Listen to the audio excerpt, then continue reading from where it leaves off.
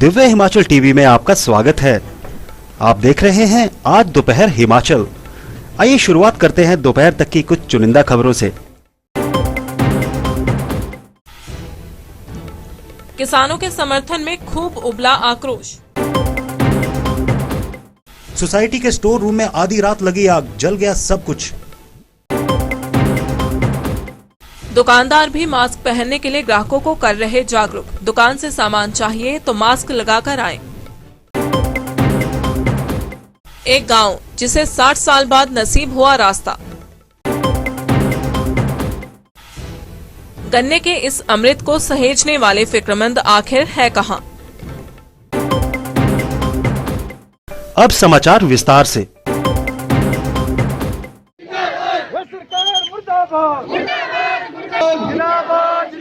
और खेती में ठेकेदारी प्रथा नहीं चलेगी और न्यूनतम समर्थन मूल्य बहाल करो। सीटू जिला कमेटी हमीरपुर ने देशव्यापी आह्वान पर किसानों के समर्थन में सुजानपुर बाजार में रैली निकालकर और नारेबाजी कर जोरदार प्रदर्शन किया। अपना हक पाने के लिए दिल्ली निकले किसानों के इस आंदोलन से बर्बर तरीके से निपटने पर सीटू जिला कमेटी के प्रदर्शन को सीटू के राष्ट्रीय सचिव डॉक्टर कश्मीर सिंह, जिला सचिव जोगिंद्र कुमार, सुरेश राठौर ने संबोधित किया व सुभाष, रवि, प्यारचंद, प्रताप, विजय, रवि, कमलू, दीप, सुषमा, इंदु, मंजू, प्रोमिला व शारदा सहित सैकड़ों लोगों ने प्रदर्शन के दौरान आक्रोश जताया और किसानों के प्रति अपने समर्थन का इजहार किया। गांव कमेटियों से आए तमाम भाई और बहनों,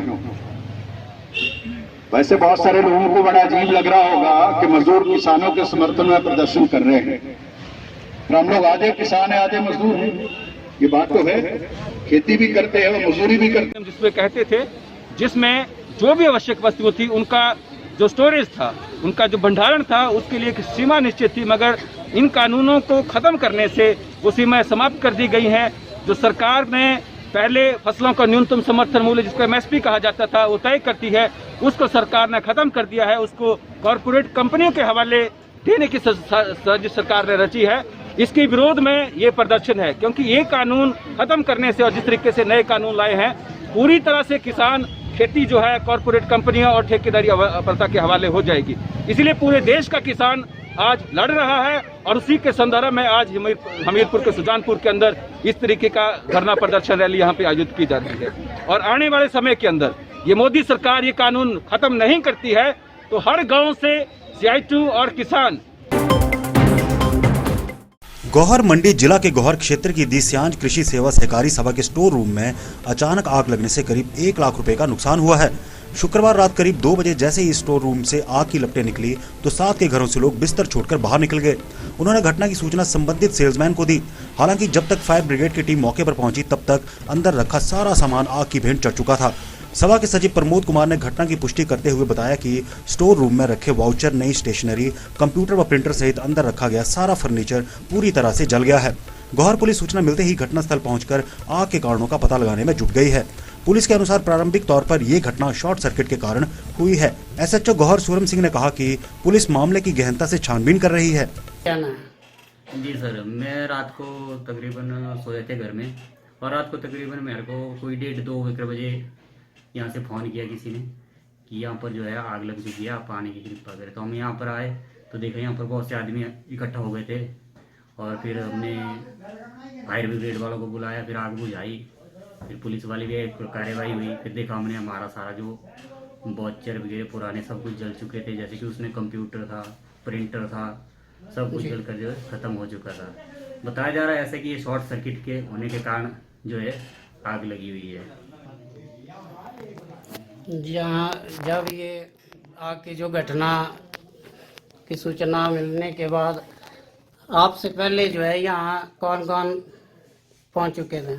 जैसे कि हमारे जो सोसाइटी के प्रधान हैं वो यहाँ पर आ चुके थे और जो हमारे पंचायत के उप प्रधान है जीवानंद जी, वो भी यहाँ पर आ चुके थे और हमारे कुछ और कर्मचारी थे जैसे विक्रेता था वो भी यहाँ पर आ चुके थे और स्थानीय लोग भी यहाँ पर इकट्ठा हो चुके थे, काफ़ी आग को बुझा रहे थे। और उन्होंने फायर ब्रिगेड को भी फ़ोन कर दिया था, वो भी पहुँच चुकी थी, चाल चौकड़ी से आई हुई थी।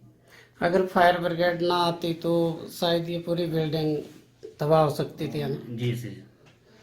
चलो, तो आपको क्या लगता है कि इस बिल्डिंग में जो है अगर कहीं ऐसी ज़्यादा घटना अगर बढ़ सकती थी तो फिर उसमें जो है कितने का नुकसान हो सकता था? नुकसान तो बहुत हो जाता है, जैसे कि लोगों का पैसा है, ये हमारी सभा जो बैंकिंग का काम कर रही है, यहाँ पर लोगों का पैसा है, लोगों को सब कुछ है, तो नुकसान तो बहुत हो सकता है।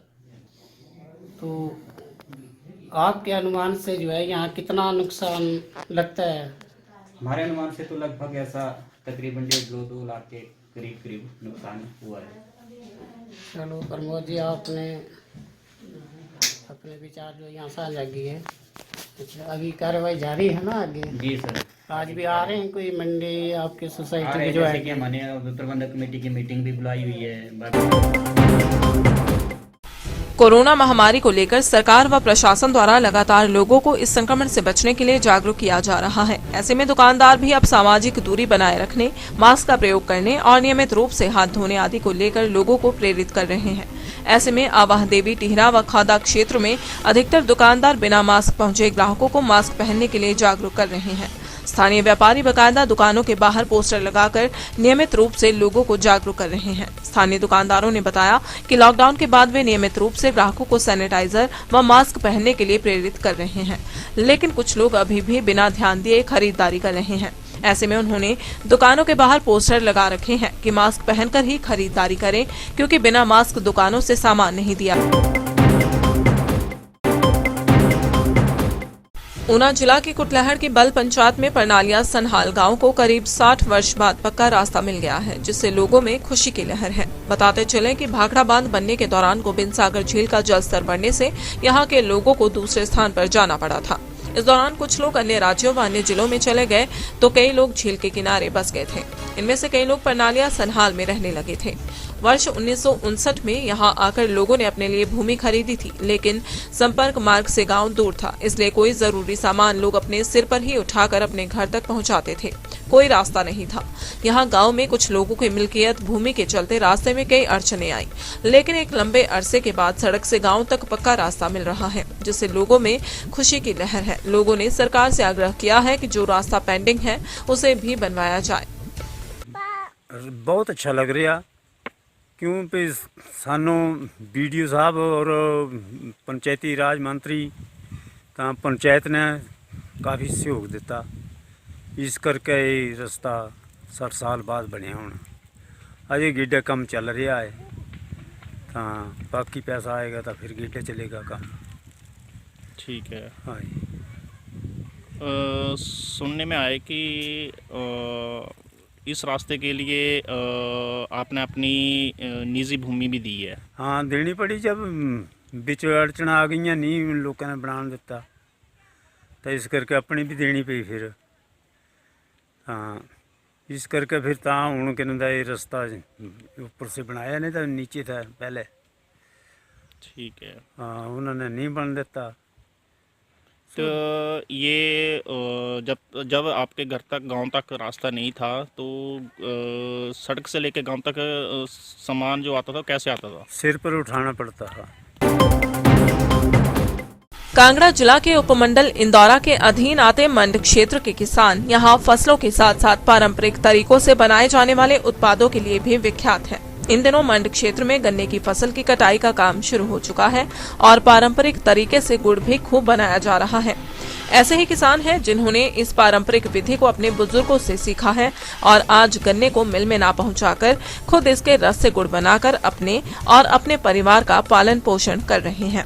यह अपने देसी उपकरणों से गन्ने का रस निकालकर पुरानी विधि के अनुसार गुड़ तैयार कर आसपास के बाजारों में बेचकर इस परंपरा को आगे बढ़ा रहे हैं। किसानों का यह पारंपरिक लघु उद्योग विलुप्त होने की कगार पर पहुंच चुका है, क्योंकि सरकारों द्वारा ना तो इसे किसी तरह का अनुदान और ना ही किसी प्रकार का बढ़ावा दिया जाता है, जिससे ज्यादातर किसान ज्यादा मेहनत और कम बचत के चलते इसे बंद कर चुके हैं। देखना ये है कि सरकार इन पारंपरिक तरीकों से बनाए जाने वाले गुड़ को बढ़ावा देने के लिए क्या कदम उठाती है।